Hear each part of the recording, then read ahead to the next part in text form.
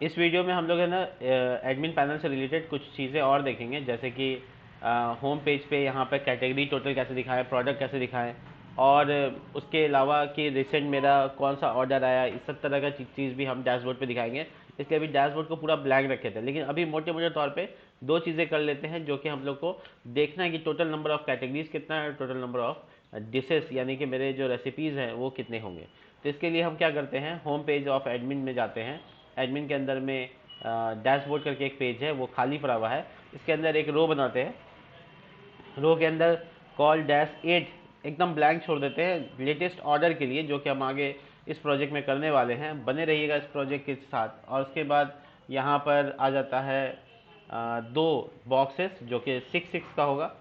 तो इसके अंदर कार्ड बना लेते हैं, और कार्ड के अंदर कार्ड बॉडी, और ये जो कॉल कार्ड है इसका कलर अलग और सेकंड कार्ड का कलर अलग कर देंगे, टेक्स्ट वाइट।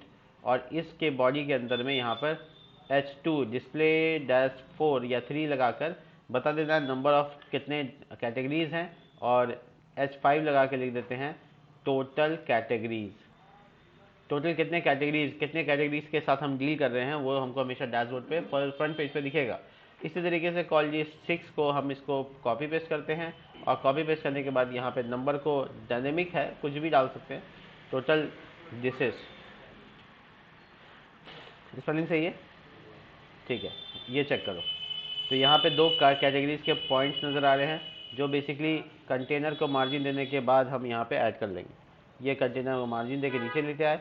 अब ये दो अलग अलग कलर्स में कन्वर्ट करने के लिए इसको हम कर देते हैं वार्निंग, डेंजर कर देते हैं, रेड और ग्रीन का कॉम्बिनेशन।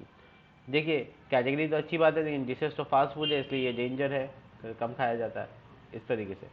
तो बेसिकली ये दो कार्ड्स है और कुछ नहीं है, जो कि स्टैट्स बता रहे हैं मेरे कंपनी के बारे में। और इसके अलावा टोटल नंबर्स ऑफ ऑर्डर्स और टोटल नंबर्स ऑफ डिलीवरी, ये सब हम लोग ऐड कर सकते हैं। ठीक है, फर्दर आगे के लिए हम ऐसे ही रो को कॉपी पेस्ट कर लेते हैं, डमी डेटा डिज़ाइन कर लेते हैं।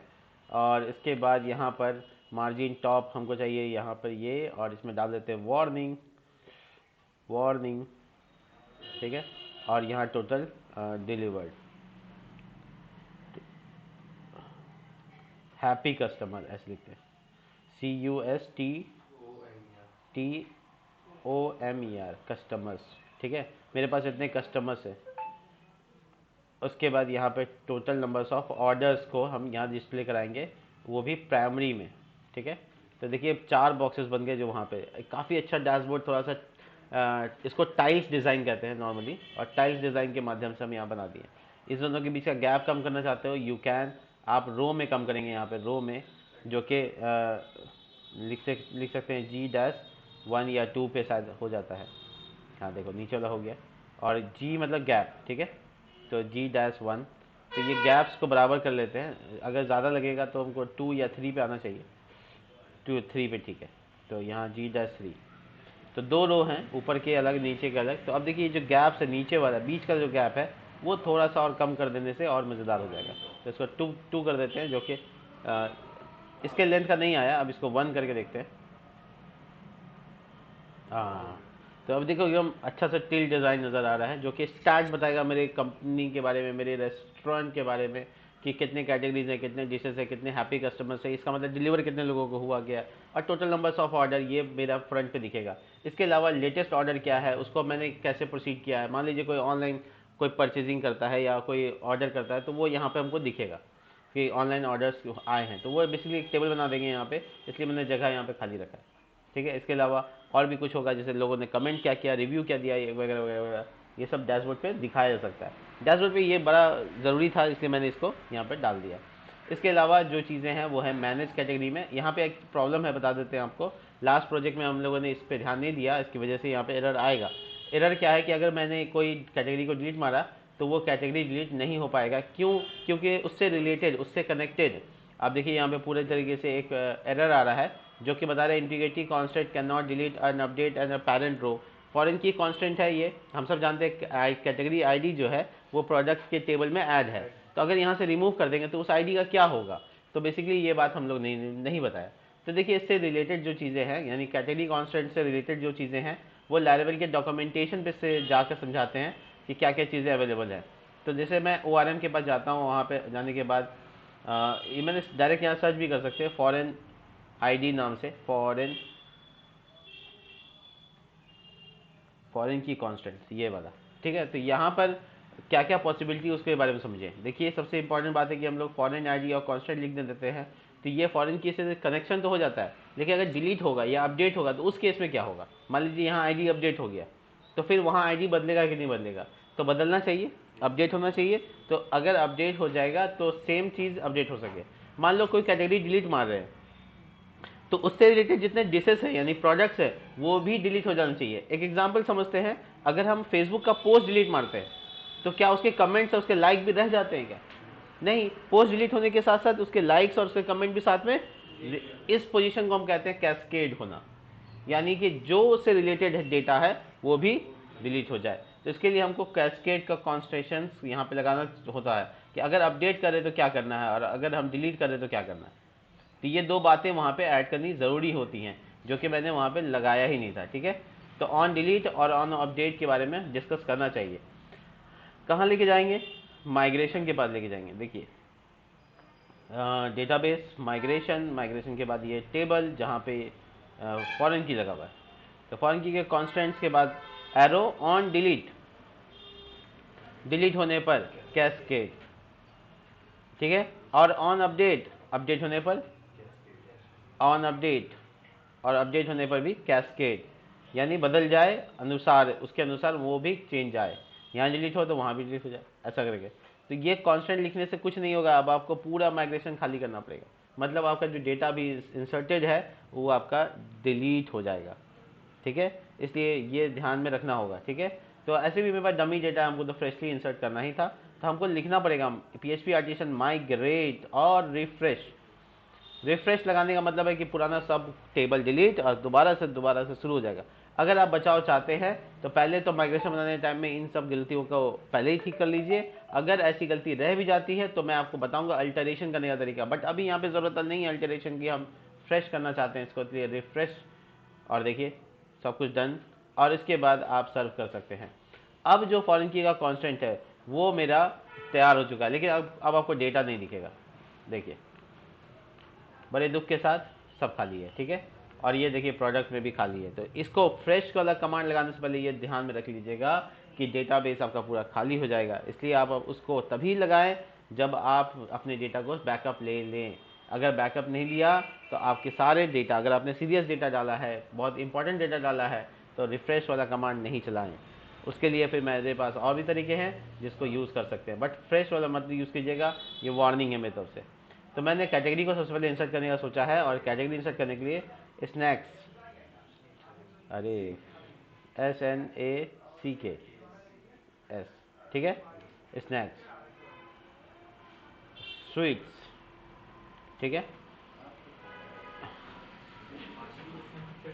इसके अलावा फास्ट फास्ट फूड, मुझे लगता था पहले कि भूखे रहने के बाद खाने वाले खाना, फास्ट फूड, बट वो जल्दी बनाने वाला है।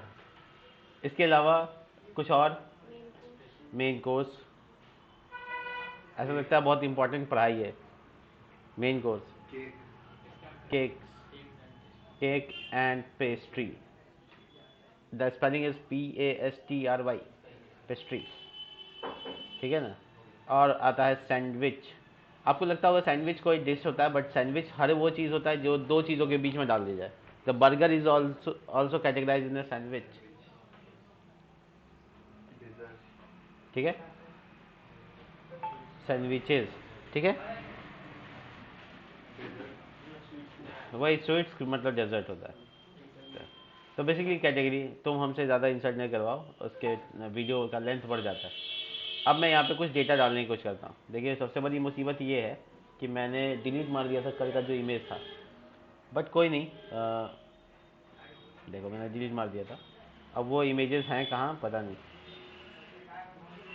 कोई बात नहीं। तो मैं यहाँ पर डेटा डालने की कोशिश करूँगा। एक जगह तो इमेज होगा ही होगा, वो होगा इसी फोल्डर में, वहाँ से तो डिलीट नहीं हुआ होगा ना। स्ट्रिंग यहाँ देखो है ना, तो ये वाला डिलीट मार देते हैं, इसकी काम नहीं है। और एक बार और, ये वाला डिश है अवेलेबल, ये वाला भी अवेलेबल है, तो इसी को रिपीट इंसर्ट कर देंगे। ठीक है, तो बेसिकली यहाँ पे मोमोज मैंने फ़ोटो में लिया था, नहीं लिए थे, क्या क्या लिए थे, बटर चिकन बटर मसाला, चिकन बटर मसाला। ये वेज में टिक कैसे हो सकता है, सस्ता क्या कर रहे हैं। टेस्टिंग, ठीक है, इमेज, लेकिन मैं इमेज फोल्डर वहीं जाना पड़ेगा, पूरा एकदम लंबा पाथ होगा। Laravel work, foodie, public folder, storage, और ये रहा बटर मसाला, और ये कैटेगरी मेन कोर्स, ये हो गया ऐड। एक और इंसर्ट कर लेते हैं, क्या था, नमकीन बीकानेर